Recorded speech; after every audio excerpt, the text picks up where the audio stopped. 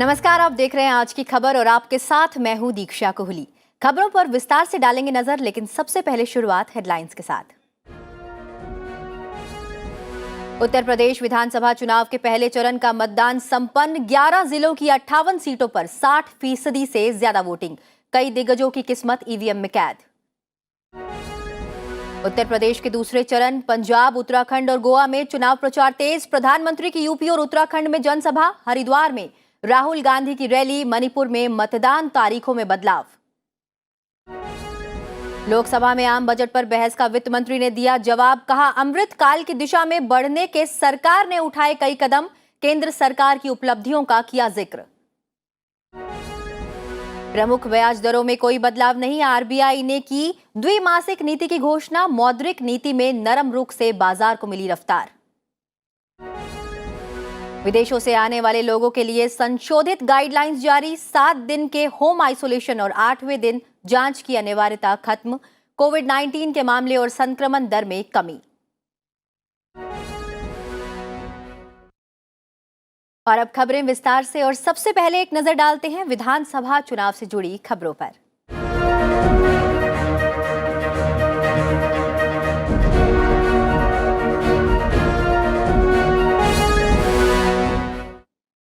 उत्तर प्रदेश में पहले चरण में 11 जिलों के 58 विधानसभा सीटों पर मतदान संपन्न हो गया है।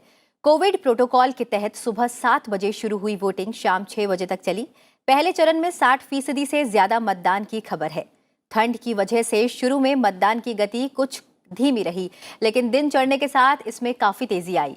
ये 3 तस्वीरें आप देख सकते हैं नोएडा, बुलंदशहर और बागपत के अलग अलग मतदान केंद्रों की, जहां सुबह से ही लोग अपनी बारी का इंतजार करते हुए नजर आए। महिलाओं ने भी बढ़ चढ़कर हिस्सा लिया और मतदान को लेकर लोगों में खासा उत्साह देखने को मिला। वहीं आगरा, मथुरा और मेरठ में भी मतदान को लेकर लोगों में खासा उत्साह देखने को मिला। धूप खिलने और मौसम बेहतर होने के बाद पोलिंग बूथ पर लाइन लंबी होती गई।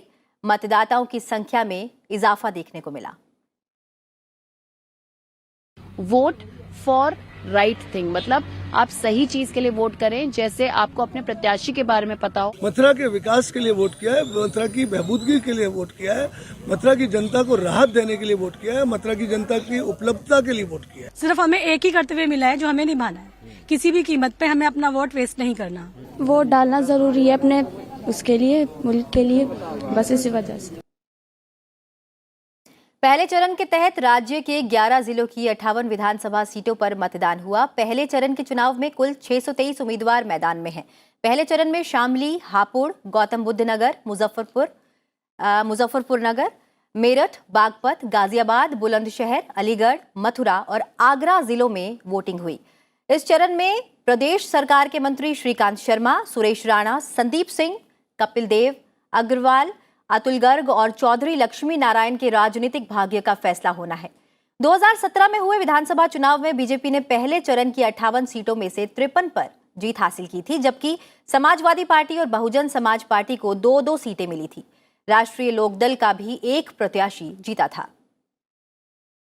इधर उत्तर प्रदेश और उत्तराखंड में चुनाव के लिए प्रचार तेज हो गया है। प्रधानमंत्री नरेंद्र मोदी ने आज उत्तर प्रदेश और उत्तराखंड में चुनावी रैली को संबोधित किया। विपक्ष पर हमला करते हुए प्रधानमंत्री ने कहा कि पहले की सरकारें केवल नेताओं के परिवार के विकास के लिए काम करती थी, लेकिन योगी सरकार समाज के हर व्यक्ति के लाभ के लिए काम कर रही है। वहीं उत्तराखंड में जनसभा को संबोधित करते हुए प्रधानमंत्री ने कांग्रेस पर लोगों को भड़काने का आरोप लगाया। वो इसी सोच पर चल रहे हैं क्योंकि उनको मालूम है कि उत्तर प्रदेश की जनता इनके पुराने कारनामों को याद करके फिर से कभी उनको घुसने देने वाली नहीं है। उनके नसीब में सत्ता लिखी नहीं है। उत्तर प्रदेश की जनता ने उनको नकार दिया है। वहीं कांग्रेस नेता राहुल गांधी ने उत्तराखंड विधानसभा चुनावों के लिए हरिद्वार में चुनावी रैली को संबोधित किया। इस दौरान उन्होंने बीजेपी पर जमकर निशाना साधा और राज्य के लोगों से 4 बड़े वादे किए। राहुल गांधी ने 4 लाख युवाओं को रोजगार देने, न्याय योजना लागू करने के अलावा स्वास्थ्य सेवाओं को लोगों के दरवाजे तक पहुंचाने का वादा किया। अगर आपको दवाइयों की जरूरत होगी, एम्बुलेंस की जरूरत होगी, इलाज की जरूरत होगी, उत्तराखंड की सरकार एम्बुलेंस और दवाइयां और डॉक्टर आपके दरवाजे तक डायरेक्ट पहुंचा देगी। आइए अब एक नजर डालते हैं विधानसभा चुनाव से जुड़ी कुछ और अहम खबरों पर। चुनाव आयोग ने मणिपुर विधानसभा चुनाव की तारीखों में संशोधन किया है। पहले चरण का मतदान 27 फरवरी की बजाय 28 फरवरी को होगा। दूसरे चरण का मतदान 3 मार्च की जगह 5 मार्च को होगा। पहलवान द ग्रेट खली उर्फ दिलीप सिंह राणा ने बीजेपी का दामन थाम लिया है। दिल्ली में पार्टी की सदस्यता ग्रहण करने के बाद उन्होंने कहा कि वो बीजेपी की नीति से प्रभावित होकर पार्टी में शामिल हुए हैं। पार्टी उन्हें जो भी जिम्मेदारी देगी उसे वो पूरा करने की कोशिश करेंगे। बीजेपी अध्यक्ष जेपी नड्डा ने उत्तर प्रदेश के सीतापुर में कांग्रेस पर जमकर निशाना साधा। उन्होंने कहा कि कांग्रेस अब राष्ट्रीय पार्टी नहीं रह गई है और अब ये भारतीय भी नहीं रही। अब ये बस भाई बहन की पार्टी होकर रह गई है। केंद्रीय मंत्री अनुराग ठाकुर ने मुख्यमंत्री सामूहिक विवाह योजना में सहायता राशि को 1 लाख तक बढ़ाने का वादा किया है। साथ ही 1000 करोड़ रुपए की लागत से बाजारों में पिंक टॉयलेट बनाने की घोषणा भी की है। उन्होंने कहा है कि 3 और महिला पुलिस बटालियन बनाई जाएंगी। साथ ही महिला सुरक्षा के लिए 3000 पिंक पुलिस स्टेशन भी बनाए जाएंगे। कांग्रेस महासचिव प्रियंका गांधी वाड्रा ने आज उत्तर प्रदेश के रामपुर में रोड शो कर लोगों से कांग्रेस के पक्ष में मतदान करने की अपील की। उन्होंने कहा कि जनता को उनको वोट देना चाहिए जो उनकी समस्याओं को सुलझाने का काम कर रहे हैं। कांग्रेस ने उत्तर प्रदेश विधानसभा चुनाव के लिए 33 और उम्मीदवार घोषित किए हैं, जिनमें 15 महिलाएं शामिल हैं। पार्टी ने गोरखपुर शहर विधानसभा क्षेत्र से मुख्यमंत्री योगी आदित्यनाथ के खिलाफ स्थानीय नेता चेतना पांडे को उम्मीदवार बनाया है। उत्तराखंड के मुख्यमंत्री पुष्कर सिंह धामी ने बागेश्वर में चुनाव प्रचार के दौरान जीत का दावा किया है। उन्होंने कहा है कि प्रदेश में डबल इंजन का विकास बोल रहा है। जनता बीजेपी के साथ है और बीजेपी प्रदेश में 60 का आंकड़ा पार करने जा रहा है।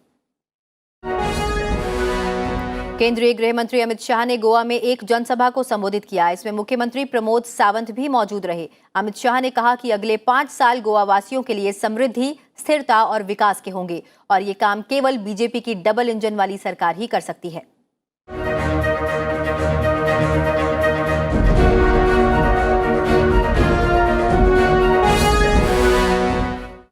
केंद्रीय वित्त मंत्री निर्मला सीतारमण ने आज लोकसभा में केंद्रीय बजट 2022-23 पर हुई चर्चा का जवाब देते हुए कहा कि 2020 और 21 के बीच देश में 44 यूनिकॉर्न की पहचान की गई है, जो भारत की प्रतिभा और नवाचार का प्रदर्शन कर रहे हैं।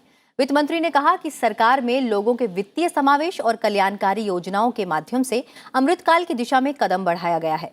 वित्त मंत्री ने कहा कि जनधन योजना के कारण सभी भारतीय वित्तीय व्यवस्थाओं से जुड़े हैं और आज इन खातों में 1.57 लाख करोड़ रुपए जमा है। उन्होंने कहा कि प्रधानमंत्री आवास योजना में 3 करोड़ आवास को मंजूरी दी गई है, जिसमें 2 करोड़ से अधिक तैयार हो चुके हैं। प्रधानमंत्री Awas Yojana sir, 3 crores of houses have been sanctioned, of which more than 2 crore houses have already been completed in this country. And therefore, Amritkal, it will be from now for all these people leading towards India at 100. वित्त मंत्री निर्मला सीतारमण ने कहा कि भारत में हर गांव का विद्युतीकरण किया गया है। अब हर घर में, हर गांव में बिजली है। इसके साथ ही शहरों में आधुनिक सुविधाओं का विकास सरकार की उच्च प्राथमिकताओं में शामिल है। Urbanization is being given high priority. Tier 2 and Tier 3 cities are all going to be ramped up for the facilities which they need. Capacity building commission is also going to help us in plan. And this is not just going to be business as usual. It's going to be a paradigm shift in the way in which we deal with building our cities. Rajya Sabha में आम budget 2022-23 पर चर्चा जारी है। विपक्ष ने आम budget में सरकार पर गरीबों की पूरी तरह से अनदेखी करने का आरोप लगाया है। विपक्ष के सदस्यों ने दावा किया कि बजट में बेरोजगारी को दूर करने के लिए कोई उपाय नहीं है। किसानों की आय दुगनी होने की बजाय कृषि की लागत दुगनी हो गई है। वहीं सत्ता पक्ष की ओर से कहा गया है कि रोजगार के अवसरों में लगातार वृद्धि हो रही है। किसानों की आय बढ़ाने के लिए भी लगातार कदम उठाए जा रहे हैं। कृषि स्टार्टअप के लिए नाबार्ड अब फंडिंग करेगा। फल सब्जी उगाने वाले किसानों को पैकेज मिलेगा और नई टेक्नोलॉजी के द्वारा किसानों को किस प्रकार से आगे किया जा सकता है। पहले आपने देखा प्रधानमंत्री जी ने जनधन अकाउंट खुलवा के फिर डायरेक्ट बेनिफिट ट्रांसफर और जैम के द्वारा किसानों को सशक्त किया। मैं बजट में पोर्ट वाले को क्या मिला, एयरपोर्ट वाले को क्या मिला, उससे मैं चिंतित नहीं हूं। दे दीजिए ना सब कुछ, लेकिन गरीब की थाली महफूज रखिए। गरीब की थाली छोड़। बढ़ते हैं आगे और बात करते हैं राज्यों से जुड़ी हुई खबरों की।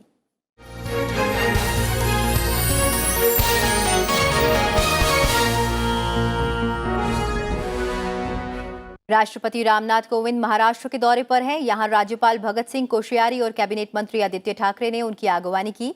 राष्ट्रपति 11 फरवरी को राजभवन में नए दरबार हॉल का उद्घाटन करेंगे।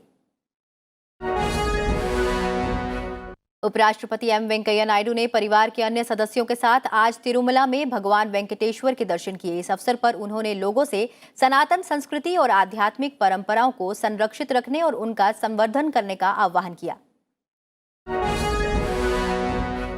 राजस्थान विधानसभा में बीजेपी विधायकों ने अध्यापक पात्रता परीक्षा 2021 में कथित गड़बड़ी की जांच सीबीआई से करवाने की मांग को लेकर जमकर हंगामा किया, जिसकी वजह से सदन की कार्यवाही 4 बार स्थगित करनी पड़ी। इसके बाद बीजेपी के 4 विधायकों को सत्र की शेष अवधि के लिए निलंबित कर दिया गया।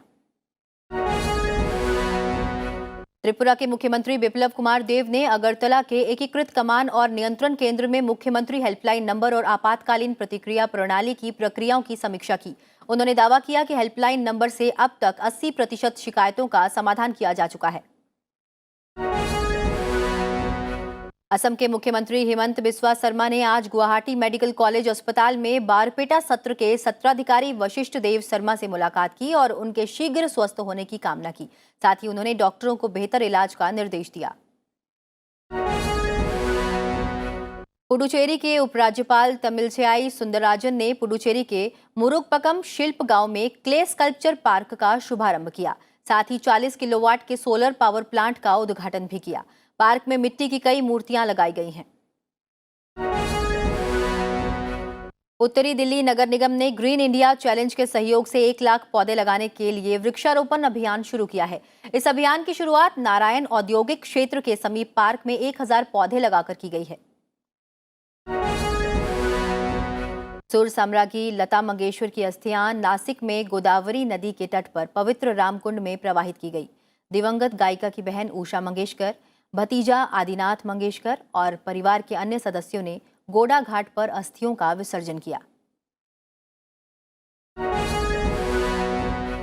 हिजाब मामले में कर्नाटक हाईकोर्ट की 3 जजों की बेंच में सुनवाई हुई। कोर्ट ने इस मामले में फैसला आने तक स्कूल और कॉलेजों में धार्मिक पोशाक पहनकर आने पर रोक लगा दिया गया है। कोर्ट ने कहा है कि शांति कायम करना सबसे ज्यादा जरूरी है। मामले में अगली सुनवाई अब सोमवार को होगी। लखीमपुर खीरी हिंसा मामले में इलाहाबाद हाईकोर्ट की लखनऊ बेंच ने मुख्य आरोपी आशीष मिश्रा को जमानत दे दी है। आशीष मिश्रा को पिछले साल 9 अक्टूबर को गिरफ्तार किया गया था। एसआईटी ने 3 जनवरी को 5000 पन्नों की चार्जशीट दाखिल की थी, जिसमें आशीष मिश्रा को मुख्य आरोपी बनाया गया था।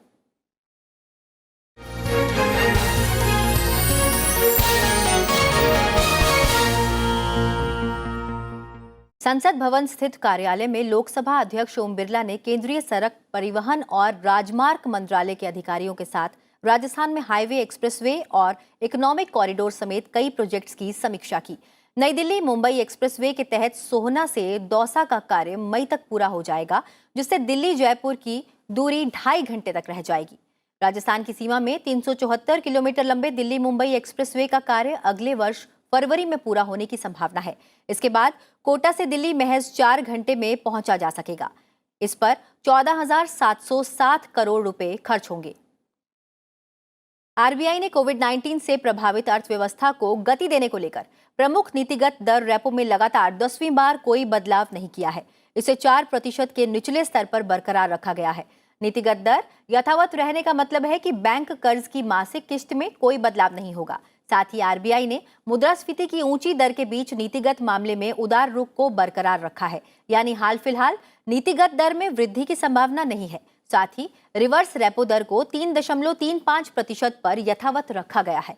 आरबीआई ने वित्त वर्ष 2022-23 के लिए आर्थिक वृद्धि दर 7.8% रहने का अनुमान जताया है। आरबीआई गवर्नर शशिकांत दास ने बताया कि बैंक दर और मार्जिनल स्टैंडिंग फैसिलिटी यानी कि एमएसएफ दर में कोई भी परिवर्तन नहीं किया गया है। It voted unanimously to keep the policy repo rate unchanged at 4%. The marginal standing facility, that is MSF rate and bank rate, remain unchanged at 4.25%. The reverse repo rate also remains unchanged at 3.35%. The MPC flagged the potential downside risks to economic activity from the highly contagious Omicron variant. इस बीच नीतिगत ब्याज दरों को यथावत रखने के reserve bank के फैसले का असर शेयर बाजार पर भी देखने को मिला। बीएसई सेंसेक्स में 460 अंक की बढ़ोतरी दर्ज की गई, जबकि एनएसई का निफ्टी एक बार फिर 17,600 अंक के स्तर को पार कर गया। वैश्विक बाजारों के सकारात्मक रुख से भी घरेलू शेयर बाजारों को मजबूती मिली। 30 शेयरों पर आधारित सूचकांक सेंसेक्स लगातार तीसरे कारोबारी दिवस में बढ़त के साथ बंद हुआ। केंद्र सरकार ने विदेशों से आने वाले यात्रियों के लिए संशोधित दिशा निर्देश जारी किए हैं। इसमें 7 दिन के होम आइसोलेशन और 8वें दिन आरटीपीसीआर जांच कराने की अनिवार्यता को खत्म कर दिया गया है। जारी संशोधित दिशा निर्देश 14 फरवरी से लागू होंगे। मंत्रालय ने अब जोखिम वाले देश की श्रेणी को खत्म कर दिया गया है। स्वास्थ्य मंत्रालय की तरफ से जारी एक बयान के अनुसार यात्रा से 72 घंटे पहले नेगेटिव आरटीपीसीआर को अपलोड करने के अलावा वैक्सीनेशन सर्टिफिकेट अपलोड करने का भी ऑप्शन दिया गया है। सभी यात्री अपने आगमन के बाद 14 दिनों तक अपने स्वास्थ्य की स्वयं निगरानी करेंगे। 5 साल से कम उम्र के बच्चों को आगमन से पहले और बाद की जांच दोनों में ही छूट दी गई है। देश में कोविड-19 संक्रमित मामले लगातार घट रहे हैं और दैनिक सकारात्मकता दर घटकर 4.44% हो गई है। स्वास्थ्य मंत्रालय ने कहा है कि कुल मिलाकर कोविड-19 की स्थिति बहुत आशावादी है, लेकिन केरल और मिजोरम सहित कुछ राज्यों में अब भी संक्रमण दर अधिक है। 4 राज्यों केरल, महाराष्ट्र, तमिलनाडु और कर्नाटक में 50,000 से अधिक सक्रिय केस हैं। स्वास्थ्य मंत्रालय ने कहा है कि नए मामलों में कमी आने के बावजूद सभी को कोविड उपयुक्त व्यवहार का पालन करते रहना चाहिए और सतर्क भी रहना होगा। 21 जनवरी को देश में 3,47,254 केस एक दिन में रिपोर्ट हुए थे। वह संख्या अब घटकर 67,084 हो चुकी है। यानी कि अब हम देख रहे हैं कि approximately 20% of the surge which we have noted on 21 January, अब हमारा 80% reduction cases during the daily जो रिपोर्ट हुआ है उसमें नोट किया जा रहा है। देश में ड्रोन के घरेलू निर्माण को बढ़ावा देने के प्रयासों के तहत सरकार ने कुछ अपवादों को छोड़कर विदेशी ड्रोन के आयात पर प्रतिबंध लगा दिया है। विदेश व्यापार महानिदेशालय ने विदेशी ड्रोन के आयात पर प्रतिबंध लगाने की अधिसूचना जारी की है। हालांकि अनुसंधान और विकास, रक्षा और सुरक्षा उद्देश्यों के लिए ड्रोन के आयात को प्रतिबंध से छूट दी गई है, लेकिन ऐसे आयात के लिए उचित मंजूरी की आवश्यकता होगी। ड्रोन के साजो सामान के आयात के लिए किसी स्वीकृति की आवश्यकता नहीं होगी। अटल सुरंग को वर्ल्ड बुक ऑफ रिकॉर्ड्स ने आधिकारिक तौर पर 10,000 फीट से ऊपर दुनिया की सबसे लंबी राजमार्ग सुरंग के रूप में प्रमाणित किया है। सीमा सड़क संगठन के महानिदेशक लेफ्टिनेंट जनरल राजीव चौधरी ने सुरंग के निर्माण में संगठन की शानदार उपलब्धि के लिए पुरस्कार हासिल किया है। यह सुरंग मनाली को लाहौल स्पीति घाटी से जोड़ती है। प्रधानमंत्री नरेंद्र मोदी ने अटल सुरंग 3 अक्टूबर 2020 को राष्ट्र को समर्पित की थी। ब्रिटेन में वर्ल्ड बुक ऑफ रिकॉर्ड्स एक ऐसा संगठन है जो दुनिया भर में असाधारण रिकॉर्डों को सूचीबद्ध और सत्यापित करता है। कोविड-19 संक्रमण की रोकथाम के लिए जारी आदेश के खिलाफ न्यूजीलैंड में चल रहे विरोध प्रदर्शनों के तीसरे दिन पुलिस ने वेलिंगटन में संसद भवन के बाहर सड़क पर डेरा डाले दर्जनों प्रदर्शनकारियों को गिरफ्तार कर लिया है। गिरफ्तारियां संसद के स्पीकर ट्रेवर मैलार्ड द्वारा सड़कों को बंद करने के दुर्लभ आदेश जारी किए जाने के बाद हुई। प्रदर्शनकारियों पर कार्रवाई के लिए पुलिस ने देश के अन्य हिस्सों में तैनात लगभग 100 अतिरिक्त अधिकारियों को बुलाया। हालांकि पुलिस प्रदर्शनकारियों के खुद हटने का इंतजार करने के लिए तैयार लग रही थी, क्योंकि अधिकारियों ने धीरे धीरे उनकी तरफ आगे बढ़ते हुए एक लाइन बनाई और लोगों को जाने का आदेश दिया। यूक्रेन संकट में कमी लाने और कूटनीतिक रास्ता अपनाने पर जोर डालने के मद्देनजर चर्चा के लिए रूस पहुंची ब्रिटेन की विदेश मंत्री लिज ट्रस ने रूसी समकक्ष सर्गेई लावरोव के साथ बैठक की। लिज ट्रस ने रूस को चेताया कि पड़ोसी यूक्रेन पर हमला करने के गंभीर परिणाम होंगे और इसकी भारी कीमत चुकानी पड़ेगी। उन्होंने रूस से अनुरोध किया कि वह यूक्रेन की स्वतंत्रता और संप्रभुता का सम्मान करने के लिए अंतर्राष्ट्रीय समझौते की प्रतिबद्धता का पालन करे। रूस ने यूक्रेन की सीमा के करीब 1 लाख से अधिक सैनिकों की तैनाती के साथ ही इस क्षेत्र में सैन्य युद्धाभ्यास शुरू कर दिया है। हालांकि रूस का कहना है कि उसकी अपनी पड़ोसी पर हमले की कोई भी योजना नहीं है। और आज की खबर में फिलहाल इतना ही। चलते चलते आपको छोड़ जाते हैं चेन्नई में खुले स्ट्रेस बस्तर रेस्टोरेंट की तस्वीरों के साथ। मुझे दीजिए इजाजत। नमस्कार।